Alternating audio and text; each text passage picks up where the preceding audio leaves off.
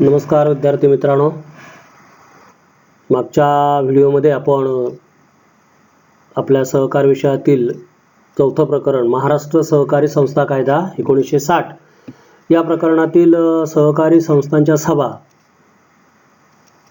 त्याचा अर्थ, त्याची व्याख्या आणि सभांचे प्रकार आपण अभ्यासलेले आहेत. आज या व्हिडिओमध्ये या तासिकेला आपण त्याच्या पुढील जो भाग आहे तो पुढील भाग आपण अभ्यासणार आहोत. आता तुम्हाला मी सहकारी संस्थांच्या सभांचे प्रकार सांगितलेले आहेत. सहकारी संस्थांच्या सभांचे प्रमुख दोन प्रकार आहेत: सहकारी संस्थांच्या सभा आणि व्यवस्थापन समितीच्या सभा. तर सहकारी संस्थांच्या ज्या सभा आहेत त्याच्यामध्ये 4 प्रकार आहेत. पहिली साधारण मंडळ सभा, अधिमंडळाची वार्षिक सभा, अधिमंडळाची विशेष सभा आणि अंतिम सर्वसाधारण सभा. यातील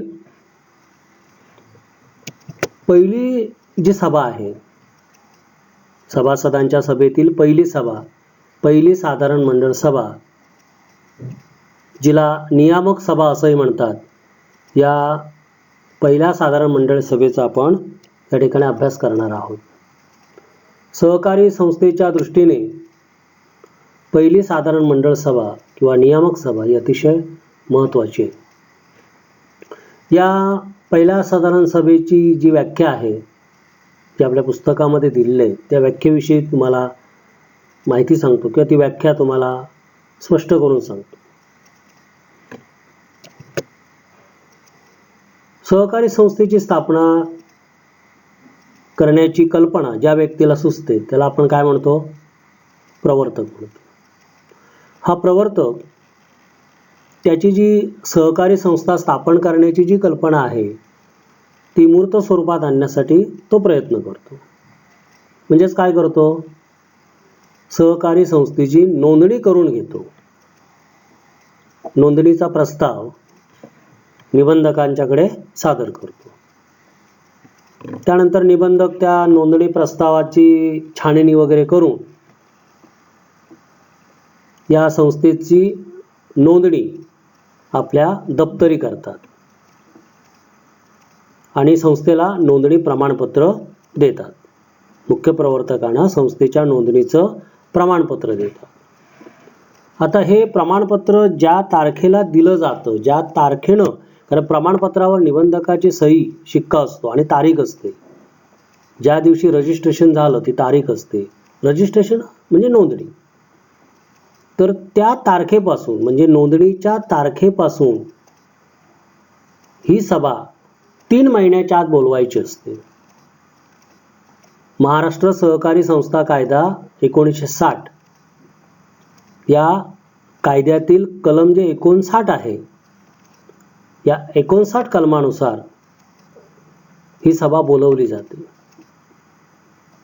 आणि ही जी सभा आहे म्हणजे महाराष्ट्र सहकारी संस्था कायदा 1960 कलम 59 नुसार सहकारी संस्थेची नोंदणी झाल्यापासून म्हणजे संस्थेच्या नोंदणीच्या तारखेपासून 3 महिन्याच्या आत जी सभा बोलवली जाते त्या सभेला म्हणायचं पहिली साधारण मंडळ सभा किंवा नियामक सभा. आलं लक्षात? ठीक आहे. तर ही जी सभा आहे ही सभा कोण बोलवतो? कायद्याने सभा कोणाला बोलवता येते?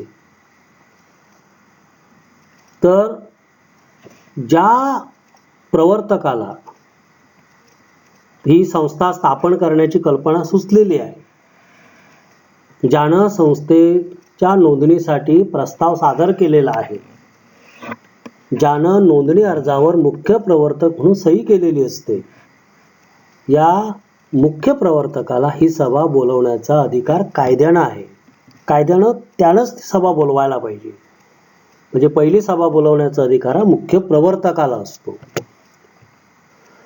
समजा काही कारणास्तव, असं होत नाही, पण काही कारणास्तव प्रवर्तक ही सभा बोलवू शकला नाही.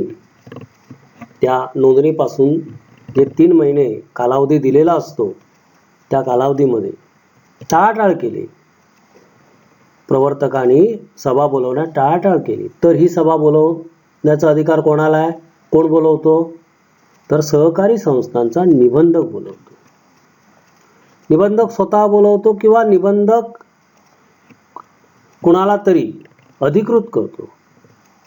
एखाद्या व्यक्तीला ती सभा बोलवण्याचा अधिकार देतो. म्हणजे निबंधक किंवा त्यांनी अधिकृत केलेल्या व्यक्तीला ही सभा कायद्यानं बोलवता येते. हे सभा बोलवण्याचे अधिकार कोणाला आहेत ते तुम्हाला सांगितलं मी. ठीक आहे.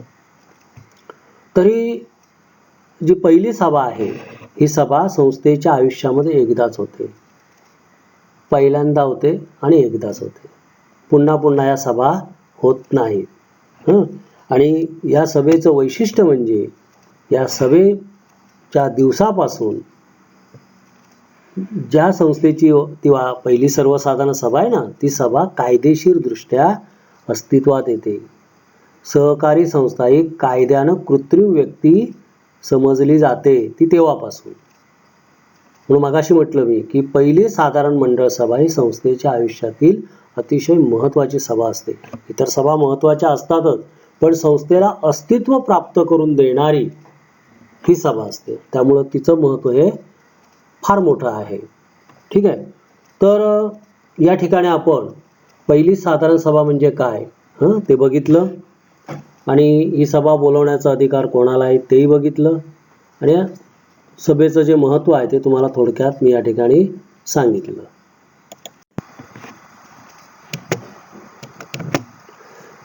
आता पहिल्या साधारण मंडळ सभेमध्ये कोणतं कामकाज चालतं?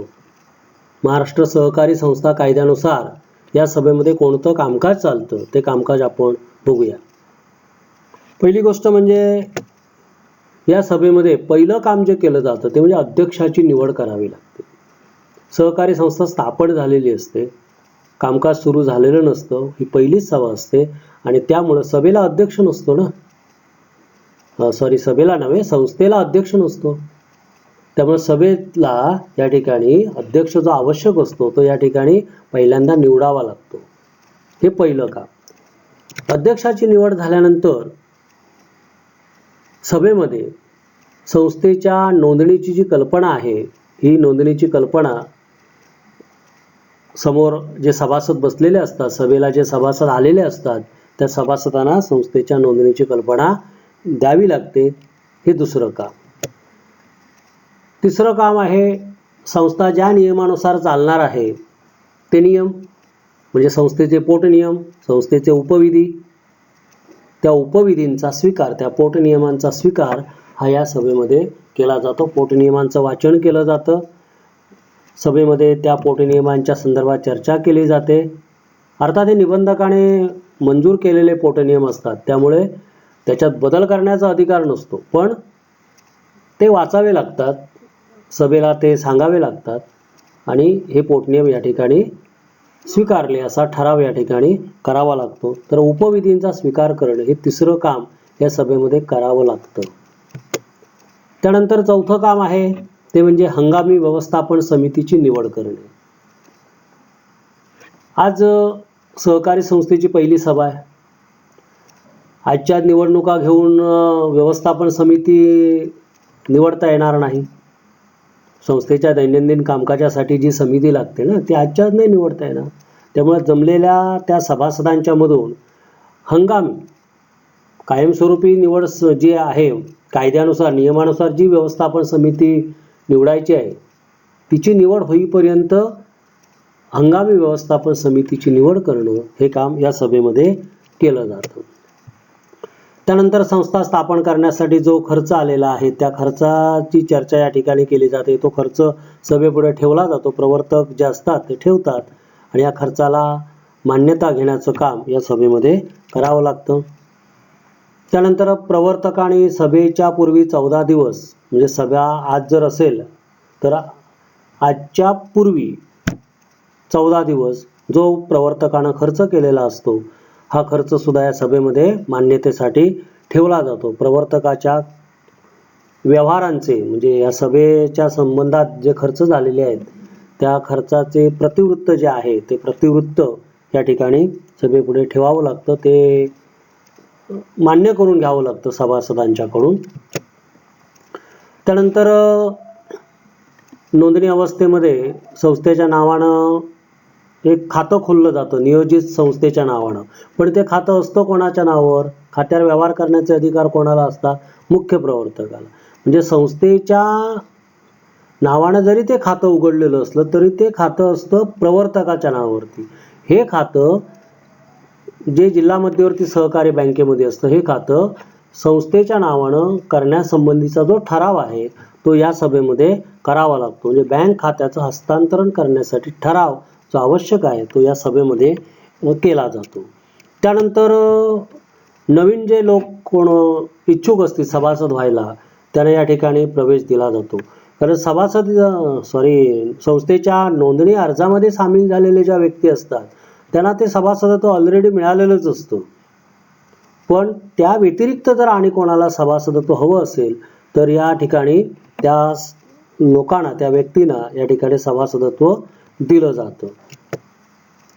त्यानंतर संस्था जर कर्ज देणार असेल तर त्या संस्थेकडून सभासदांना जे कर्ज दिलं जाणार आहे त्या कर्जाची मर्यादा जी आहे ती निश्चित केली जाते. किती मर्यादेपर्यंत कर्ज सभासदांना द्यावं, संस्थेकडून कर्ज किती दिलं जावं याबाबतचा निर्णय या ठिकाणी या सभेमध्ये घेतला जातो. त्यानंतर संस्थेचं अंदाजपत्रक जे आहे, संस्थेचं पुढील वर्षासाठी संस्थेला वेगवेगळ्या बाबीतून किती उत्पन्न मिळणार आहे आणि संस्थेला वेगवेगळ्या बाबींवरती किती खर्च करावा लागणार आहे याबाबतचे जे विवरणपत्र आहे ज्याला अंदाजपत्रक असं म्हणतात, हे अंदाजपत्रक या सभेमध्ये मांडलं जातं आणि त्याला मंजुरी या सभेमध्ये घेतली जाते. त्यानंतर हा शेवटचा विषय असतो तो प्रत्येक सभेमध्ये हा विषय असतो, सभेच्या कार्यक्रम पत्रिकेवर हा विषय असतो, अध्यक्षांच्या परवानगीने येणारे आयत्या वेळचे विषय. तर असे काही विषय असतात की जे वरती चर्चेला आलेले नसतात किंवा आधी ते सुचलेले नसतात किंवा आधी ते ठरवलेले नसतात चर्चेला घ्यायचे, आणि पण सभा सुरू झाल्यानंतर असं लक्षात येतं की हा विषय चर्चेला यायला पाहिजे, मग तो विषय सभेमध्ये जे अध्यक्ष असतात त्या अध्यक्षांच्या परवानगीने चर्चेला घेता येतो. तर अशा प्रकारे पहिल्या सर्वसाधारण सभेमध्ये किंवा पहिल्या साधारण मंडळ सभेमध्ये सहकारी कायद्यानुसार एवढं हे कामकाज करावं लागतं. हे कामकाज साचेबंद स्वरूपाचं अशा प्रकारचं ते असतं. तर विद्यार्थी मित्रांनो, आज या तासिकेला आपण सहकारी संस्थेच्या सभासदांच्या ज्या सभा आहेत त्या सभांच्या मधली पहिली जी सभा आहे, पहिली साधारण मंडळ सभा, या सभेबद्दल माहिती आपण घेतली. त्या सभेमध्ये जे कामकाज चालतं त्या कामकाजाबद्दल थोडक्यात माहिती तुम्हाला या ठिकाणी दिलेली आहे. परीक्षेच्या दृष्टीने हा भाग महत्त्वाचा आहे. कदाचित या भागावरती तुम्हाला टिपा लिहा, पहिली साधारण मंडळ सभा असा प्रश्न येऊ शकतो किंवा अन्य प्रकारचे सुद्धा प्रश्न या ठिकाणी येऊ शकतात. तर हा व्हिडिओ परत पहा, ऐका, म्हणजे तुम्हाला हा भाग समजायला अतिशय सोपं जाईल.